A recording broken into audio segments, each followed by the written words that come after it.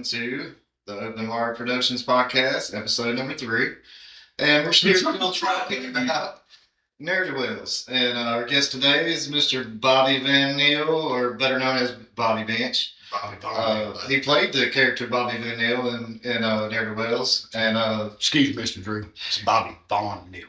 Well, Von Neal, I'm sorry. So, Mr. Bobby, why don't you tell us a little bit about yourself and tell us how you got your start here in the movie business with us? Well, I just have to say, it's been years ago, years ago. I can't really remember how many years ago because I've been drinking and God knows what else. You know what I mean? But anyways, I used to work at the TV station back when I was in my 20s. And I met this crazy guy named Mitch. And speaking of, he was sitting right beside me. But he was like, "Hey man, I'm writing this movie." And I was like, he knew I used to wrestle. I was wrestling at the time. Yeah, because you and Frankie spent an afternoon beating the shit out of me in the backyard. Yes, we did. All right, so whenever I found out that Bobby was a wrestler, I immediately fell in love with him. The second he said that he did professional wrestling, because you knew my buddy Jake Phillips. Yes. And that's how I first met you at a wrestling show. Love, baby. Yeah. He played drums in One Method back in the day. And I first met you at the Civic Center at a wrestling show when you had the long blonde hair. Yes. And you had long hair? Oh, yeah. Yeah. Unfortunately, no pattern of baldness. Yeah. It's something that affects us all. Yeah. But, like a few years after that, I was working at the TV station on camera, and Bobby here was actually the guy that trained me on camera. Okay. Yes. Awesome. Okay. And whenever I went up to audio, poor Bobby was left by himself on camera. Yeah, which was kind of but I made it happen, Kevin. And then, because you had to do all that weird zoom ins and zoom outs, and I'd be still showing up kind of sober nuts. It was the wild, wild west back then. I don't want to go into details about all the things that were happening then. I know that nobody that's working there now worked there then, but except for me, I guess. So I'm not going to say too much, but And this is back in the day. I don't mean no disrespect because, hey, he's my buddy. I ain't seen him in years, but Jared Floyd is one of the coolest guys I ever met. He is. But that was back when he was taking shots of hot sauce with us and doing trash balls. Yeah. I actually used to do maintenance at his apartment, and every time I went in there, he was playing video games. Yeah. He was he still kind of is the voice of weather in this town. Yeah. You think of weather, that's who I want to get my weather from. Matter of fact, shout out Jared Floyd. Jared Floyd, actually, I love you. Fucking son of a bitch. I want to call you fat because you were fat at one point in time in the knee, but you got really skinny now, so good on you and your life choices. Heck yeah. He actually I mentioned website. Something about weather. He's doing some kind of website about weather. Good. He needs to subscribe to it. Right. Heck yeah. So anyway, we met at the TV station. Yeah. And we met at the TV station, and then I remember I was sitting there, and I'd always walk around and do my karate kicks. Oh wait, before we get into that, I want to talk about you and Frankie beating my ass more. Oh, okay. Because one day me and Bobby were hanging out at his house watching Arnold Schwarzenegger movies and drinking, and Frankie had a match or something that weekend, and he wanted to spar to get some ideas. Yes. So we went over to Frankie. This is Frankie Thomas from Bogman and Sea Madness, all the shit. Yeah. We'll have him on here at some point. Also a wrestler. Yeah, also a wrestler. Still a wrestler. Right? Yes. He had a wrestling ring in his backyard. And I went over there with Bobby to watch them spar for their training for Frankie's match. And they looked at me because I'm sitting over there just drinking beer by the tree, having a good time. They go, "Hey, Mitch, you ever want to be a wrestler?" And I'm like, yeah, I was in 4th grade at one point in time. It's like, come on in here, I'll show you how to take a bump. So they get me up in there and they show me how to properly, safely take a bump. They make me run the ropes a couple of times.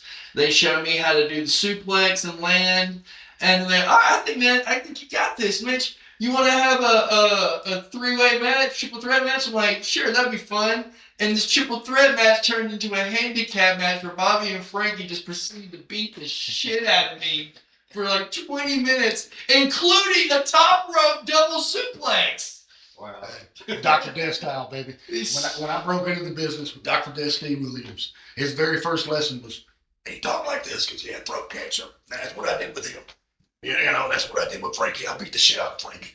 And he talked just like that the whole time he was instructing us. But Dr. Death was like, you know, he's like, show me a punch. And I'm like, all right. So I'm like, I'm stomping my foot. I'm about that far away from his face. You know, I'm like, man, I'm thinking I'm doing good. And he's like, he's like, that's not a punch. And I've never been physically manhandled like that. Dr. Death was like 6'5", 6'6", like, I mean, huge dude. Even with throat cancer. Yeah, and he grabbed me by the neck like this. And he picked me up and threw me into the turnbuckle. Well, that technically wasn't a punch either. And then he reared back and I mean, connected.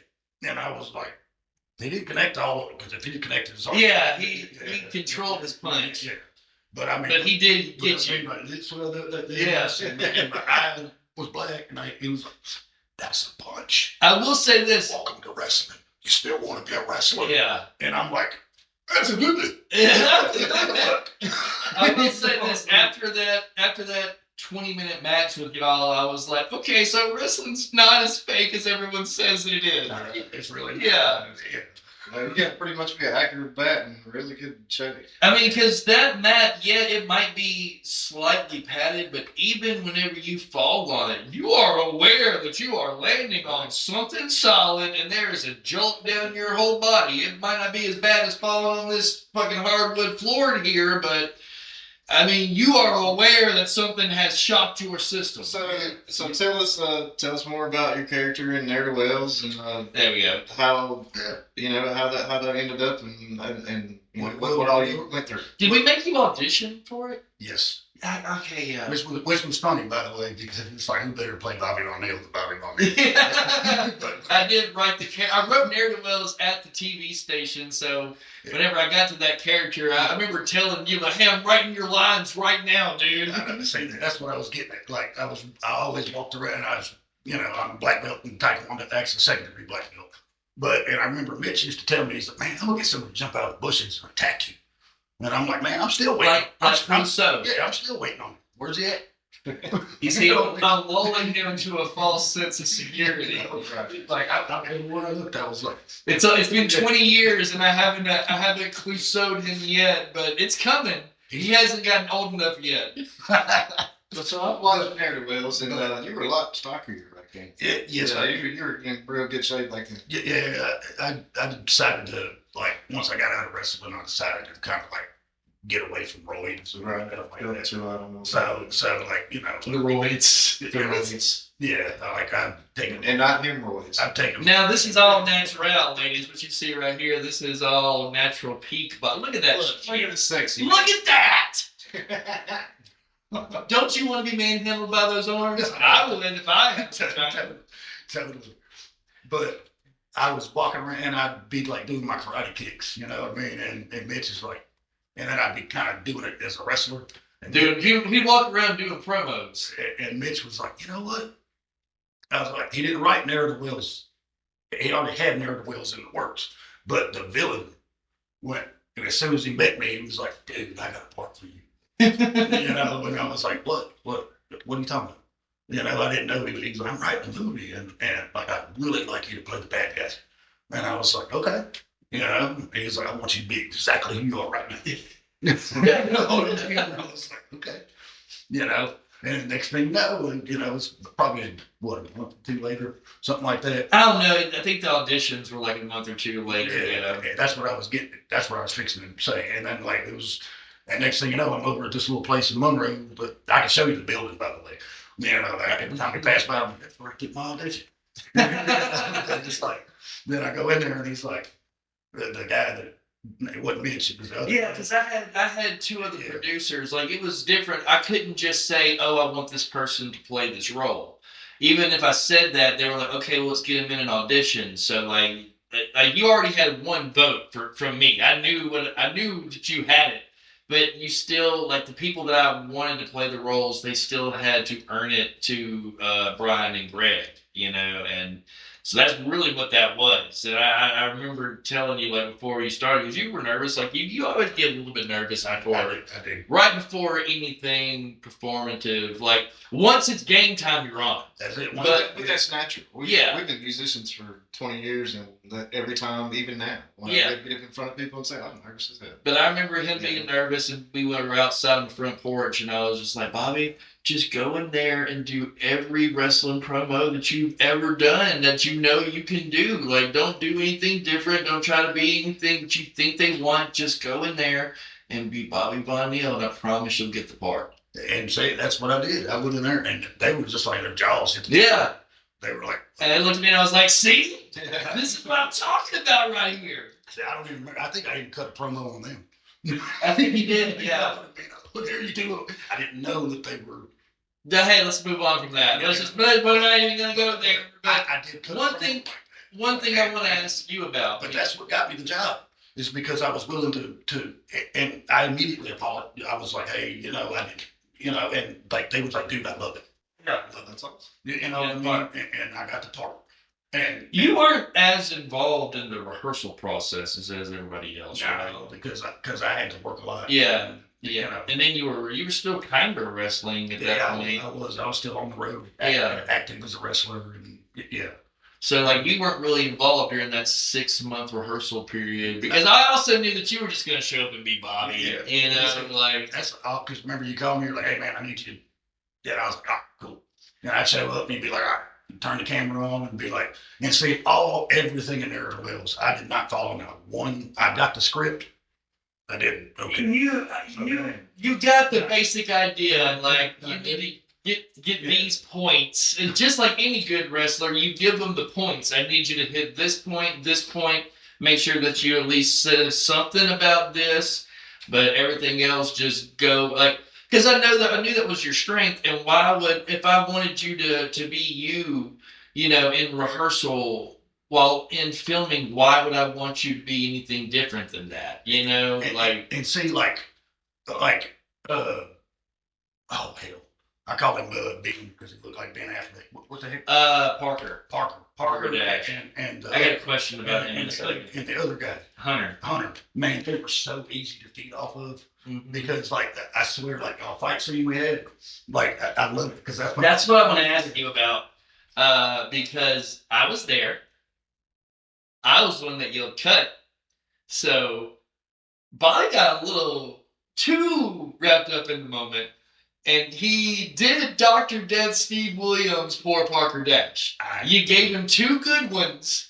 I did. And then you took the poor little dude and threw him on the ground like he was a sack of shit. Right.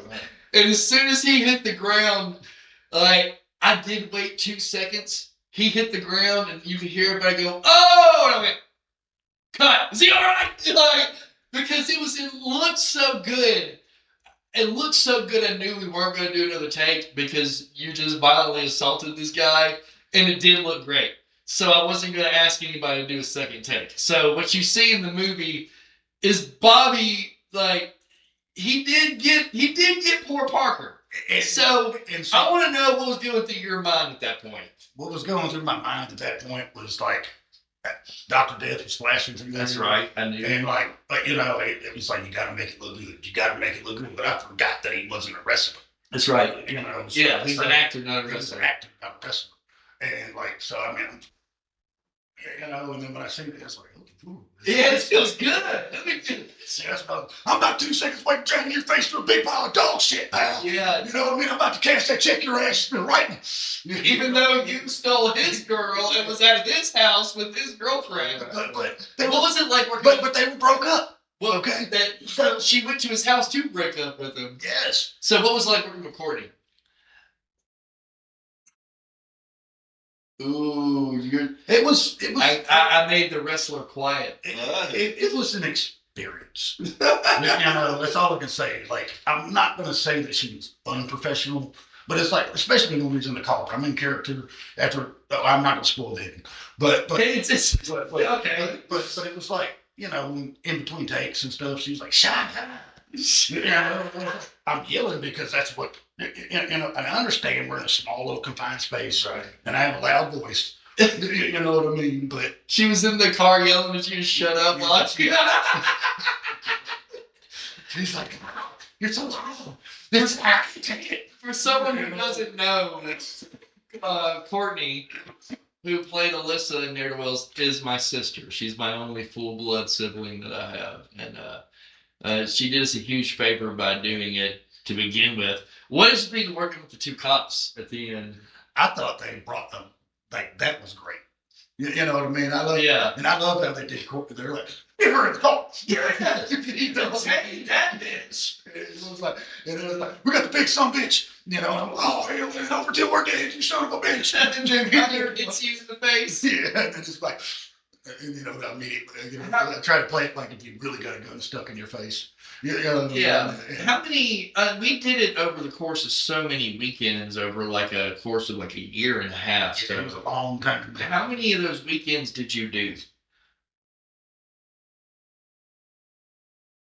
Again, I've been really drunk. I mean, I feel like it was at least 2 or 3. It wasn't very many. Yeah, because all my stuff was taken pretty like. If we had you on set, we filmed everything that we could with you. Yeah. Yes. So I mean, it was probably like maybe at the most 3 or 4 times. I think maybe it was 3 weekend, because I know the one over there at the trailer where you beat the shit out of Parker, that was one weekend. And I don't know if you know, like the trailer house y'all were filming at, that was mine. Yeah, that's small world, right? Yeah, I know it really is. And then when I went back, I didn't know that Jeff was in it too. Yeah, You know, I didn't because we were talking about that last episode. How I couldn't even tell you that was Jeff. I didn't look nothing like Jeff. I was like, I had to go back and rewind. I was like, what? Yeah. But what's so crazy, y'all, is, you know, whenever you think of your friends in your head, there's like that version of your friend that you always kind of like default think about, you know? And up until Jeff started doing the Deputy Thomas character, which now whenever I think of Jeff, I just default him as Deputy Thomas in my brain. Yeah. But before that, every time I ever thought about Jeff or like, you know, thought about him in my head, it's always that Jeff look from Near to Wells, the long blonde hair, no beard. Like, he played that great. He did. I swear, the little scooter. Yeah. That was when he actually drove around. That was his actual vehicle. That was great. Like, for real, that was just great. What was your favorite moment on Near to Wells, both in like filming and watching? I have to say, when it wasn't Parker that got his payback, but when Hunter got the payback. On you for him for not helping him? I was like, oh, hell, I know what we're doing. You know what I mean? I started running. I'm going to get key points away.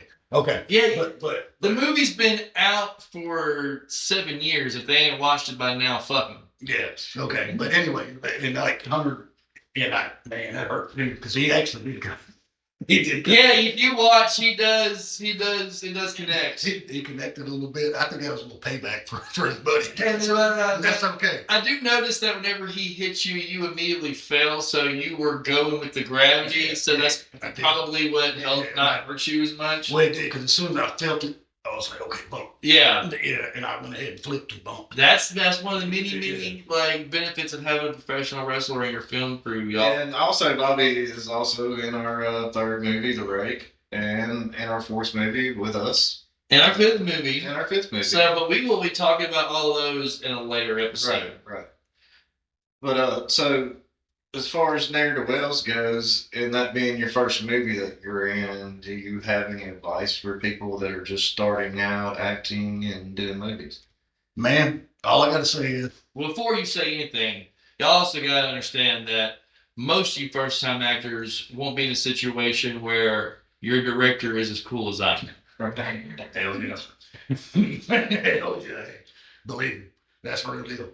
But I have to say, like, for younger actors coming up, kind of like younger wrestlers, if a younger wrestler came up to me and said, hey, man, I'm thinking about getting into the business. What do you think? I'd be like, man, lace your boots up, eat your Wheaties, and I wish you the best. Say your prayers, take your body. Yes. Like, God rest Hulk Hogan. So is there anything that you would do different if you could go back and redo Ne'er to Wells? That's a good question. If I could go back and I would calm down a little bit. Because I was full-blown wrestler. And you were also about 7 or 8 quarters deep. Yes, I was. So, and ain't no telling how much. It's okay. I don't judge him because I also was about 7 or 8 quarters deep. We were going drink for drink at that point in time. Yeah. Say, but the thing is, I looked at it like I was going into a wrestling match. So it's like, that's why I kind of beat Parker up. You know, but I didn't really mean to actually connect. It just. If you could say anything to Parker right now, what would you say? I'd say, man, thank you for letting me be able to feed off you. No, because he was great. Like he was because I just took his energy and I took Hunter's energy and I just fed off of it. And it really brought the best out of me because I was able to play that asshole. Yeah. You know what I mean? Because he was such a dick anyways. Like on camera, like off camera. I'm just saying. Off camera. Like I'd be talking to him and he's like, yeah. I'm like, all right, man. He's like, yeah, I'm Ben Affleck. I'm Ben Affleck, you motherfucker. I will fuck you in the ass. I can't think of a better way to end it than that.